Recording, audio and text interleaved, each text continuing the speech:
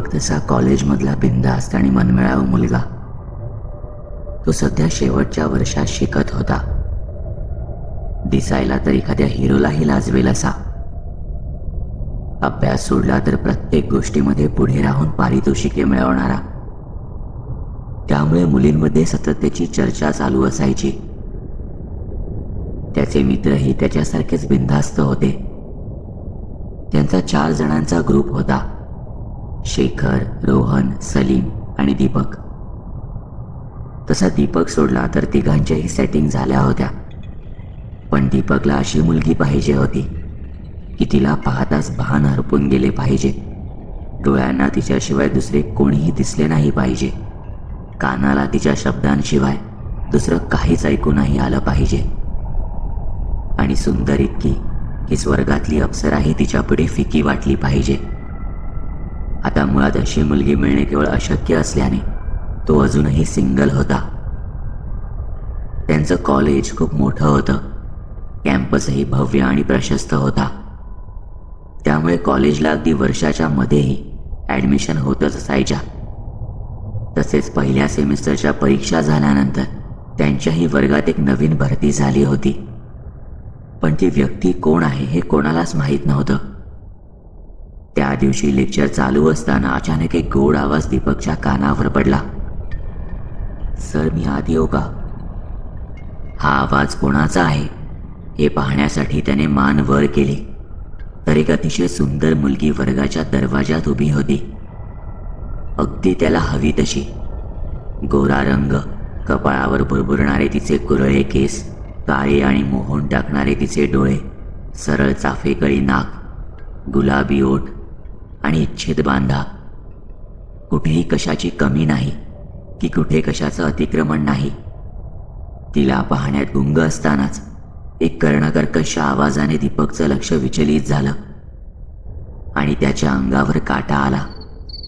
तो आवाज एका रातकिड्याचा होता. त्याचा तो किर्र करणारा आवाज असह्य होता. तो रातकिडा दीपकच्या अगदी जवळ होता, पण त्याला तो कुठेच दिसत नव्हता. हे असे दिवसा रातकिड्याचे किरकिर करणे हे दीपकसाठी नवीनच होतं. पण त्या मुलीचं सौंदर्य निहाळताना तो सगळं सहन करत होता. सरांनी तिची ओळख करून दिली. तिचं नाव माया होतं. वडिलांची बदली झाल्यामुळे ती इकडे आली होती. तिचा परिचय चालू असताना दीपक हळू सलीमला म्हणाला, भावा, हीच तुझी वहिनी होणार. एवढं ऐकून सलीमनेही होकारार्थी मान हलवली. तिचा परिचय चालू असतानाही त्या किड्याची किरकिर चालूच होती. परिचय संपल्यानंतर ती तिच्या जागेवर जाऊ लागली आणि जात असताना तिने एक कटाक्ष दीपककडे टाकला. दीपक आणि मायाची नजरानजर होताच तो रातकिडा अचानक शांत झाला. हे दीपकच्याही लक्षात आलं, पण तो योगायोग असेल असे समजून त्याने दुर्लक्ष केलं. तिचे आणि दीपकचे आडनाव एकाच अक्षराने सुरू होत असल्याने त्या दोघांचा हजेरी क्रमांक एका मागोमाग आला होता आणि त्यामुळे ते दोघे आता प्रॅक्टिकलसाठी पार्टनर झाले होते. दीपक असा विचार करत होता आणि सगळं काही मनासारखं होतंय म्हणून तो आनंदीही होता. हळूहळू त्या दोघांमध्ये मैत्री वाढत गेली. दोघेही एकमेकांसोबत नेहमी आनंदी राहायचे. पण एक मात्र त्याला विचित्र वाटायचं की जेव्हा कधी तो मायाला भेटायचा तेव्हा त्याला त्या रातकिड्याचा आवाज ऐकू यायचा आणि त्यानंतर त्याला माया सोडून दुसरं कसलंच भान राहायचं नाही. तो कानाला भोकं पाडणारा आवाज ऐकून दीपकचं डोकं सुन्न व्हायचं. पण तो आपलं सगळं भान हरपून त्याला कोणीतरी वश केलंय अशा स्थितीत एकटक मायाकडे बघत राहायचा. त्याच्या नकळत तो, त्याचे वागणे, सगळे काही बदलत चालले होते. एव्हाना त्याच्या मित्रांनाही त्याच्या वागण्यातला बदल जाणवायला लागला होता. बिनधास्त आणि मनमोकळा असणारा दीपक आता शांत आणि एकटा राहू लागला. तो छोट्या छोट्या कारणांवरून मित्रांसोबत भांडत होता. त्यात त्या रातकिड्याचा आवाज तो ऐकून त्याच्या तळपायाची आग मस्तकात जायची. त्याच्या मित्रांचा असा समज होता की दीपकमधला हा बदल मायामुळे झालाय आणि म्हणून एके दिवशी त्याच्या मित्रांनी मायाला जाब विचारायचा निर्णय घेतला. ठरल्याप्रमाणे दुसऱ्या दिवशी कॉलेज सुटल्यावर शेखर, रोहन आणि सलीम दीपकला न सांगता मायाला जाब विचारायला तिच्या घरी गेले. पण मी आता कामात आहे, तुम्ही रात्री या, असं सांगून मायाने त्यांना तिथून जायला सांगितलं.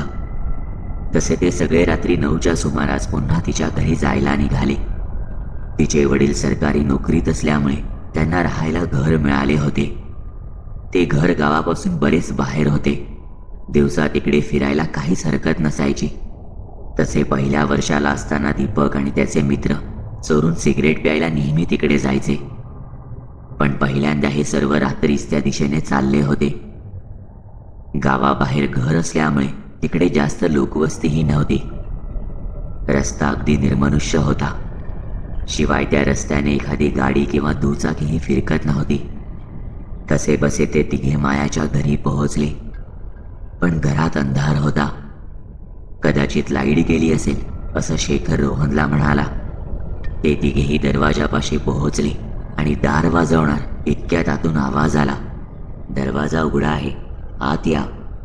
तो आवाज मायाचा नव्हता, कदाचित तिच्या आईचा आवाज असेल असं समजून ते तिघे आत शिरणार. इतक्यात मागून दीपकने आवाज दिला, तुम्ही तिघे इथे काय करताय? तेवढ्यात सलीम म्हणाला, अरे मायाने आम्हाला बोलावले, पण तू इकडे कसा?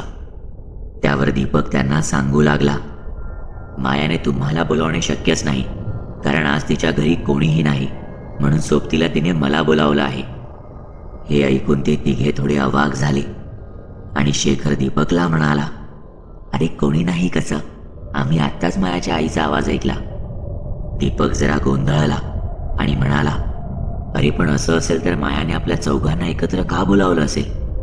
ते चौघेही विचार करू लागले, पण शेवटी त्यांनी आज जाऊन तिलाच विचारू असे ठरवले आणि ते सगळे आत शिरले. पण आतमध्ये सगळा अंधार होता. कोणालाच काहीच दिसत नव्हतं. दीपकने मायाला हाक मारली, पण तिचाही काहीच प्रतिसाद नव्हता. शेवटी सलीम बोलला, माझ्या खिशात लायटर आहे, ते पेटवू का? त्यावर दीपक भडकला आणि म्हणाला, तू अजूनही सिगारेट पितो सलीम? तशी सलीमने नकारार्थी मान हलवली आणि फक्त लायटर जवळ ठेवतो असं बोलला.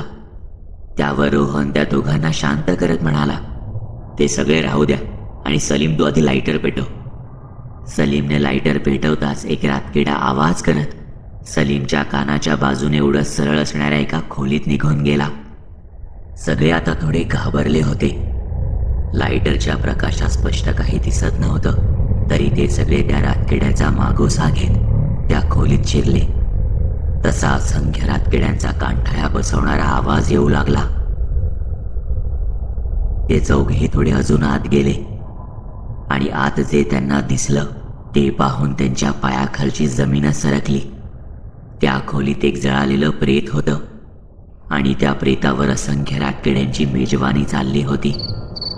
त्यांची डोकं बधीर करणारी किरकिर सगळ्यांनाच असह्य होत होती. हे आपल्यासोबत काय होतंय हे कोणालाही कळत नव्हतं. अचानक त्या किड्यांचा आवाज बंद झाला आणि एक आवाज ऐकू आला, घाबरलात का? आणि ती कुत्सितपणे हसली. तो आवाज मायाचा होता, पण ती कुठेही दिसत नव्हती. त्यांना कळून चुकलं की ही काहीतरी वेगळीच भानगड आहे. तितक्यात त्यातला एक जण झटकन म्हणाला, अरे हा प्रकार काहीतरी वेगळाच आहे, निघा इथून, नाहीतर जीवानीशी जाऊ आपण. त्यांनी तिथून पळ काढायचा निर्णय घेतला आणि जिथून आत आले होते त्या दिशेने दरवाजाकडे धाव घेतली. ते जसे दरवाजाकडे धावू लागले तसा तो दरवाजा धाडकन बंद झाला आणि अचानक लाईट आली. लाईट आल्यावर त्यांनी पाहिले की ते सगळे घर जळालेले होते. सर्व भिंतींवर फक्त जळाल्याचे काळे डाग होते. आधीच ते सर्व घाबरलेले असताना अचानक त्या घरातील जळालेला टीव्ही चालू झाला आणि त्यावर एक दृश्य दिसू लागलं. त्या दृश्यात हाच बंगला दिसत होता. त्यात नवीनच कोणीतरी राहायला आलं होतं. टेम्पोतून सामान उतरवण्याचं काम चालू होतं. मागून एक चारचाकी आली आणि त्या घरापुढे थांबली. त्या गाडीतून एक जोडपं उतरलं आणि त्यांच्यासोबत त्यांची मुलगीही उतरली. त्या मुलीला पाहून सर्वांना धक्काच बसला, कारण ती मुलगी माया होती. टेम्पोतून सगळं सामान उतरवून झाल्यानंतर तो टेम्पो तिथून निघून गेला आणि काही खरेदी करायची असल्या कारणाने ते जोडपं म्हणजे मायाचे आई वडील बाजारात निघून गेले. आता घरात माया एकटीच होती. ते तिथून गेल्यानंतर त्या घराजवळ 2 बाईकवर 4 मुले आली आणि त्या चौघांना पाहून सगळ्यांच्या हृदयाचा ठोका चुकला. कारण ते चौघे दुसरे कोणी नसून आपणच आहोत, पण 3 वर्षांपूर्वीचे हे त्यांना कळालं होतं. ते सर्व सिगारेट प्यायला याच घराजवळ यायचे, पण आता या घरी कोणी राहायला आलंय याची तेव्हा त्यांना पुसटशी कल्पनाही नव्हती. त्या चौघांनी सिगारेट पेटवली आणि एक एक झुरका मारू लागले.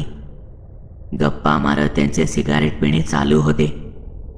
थोड्या वेळानंतर कुणीतरी येतं याची चाहूल लागली आणि दीपकने त्याच्या हातातील सिगारेट भिरकावली.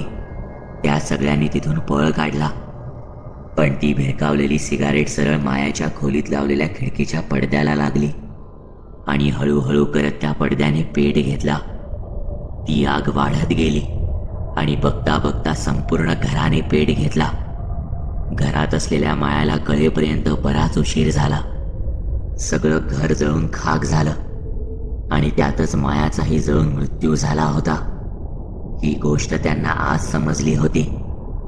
त्या चौघांनीही मायाची माफी मागण्याचा प्रयत्न केला, पण तोपर्यंत त्यांच्यासमोर लाखो रातकिड्यांचा झुंड उभा राहिला आणि क्षणार्धात ते घर कर्णकर्कश आणि वेदनेने भरलेल्या किंचाळ्यांनी दणाणून उठलं. ज्यांच्या एका चुकीमुळे मायाचा मृत्यू झाला होता त्यांच्या शरीराचे लचके तोडून आज त्या रातकिड्यांमार्फत ती खात होते.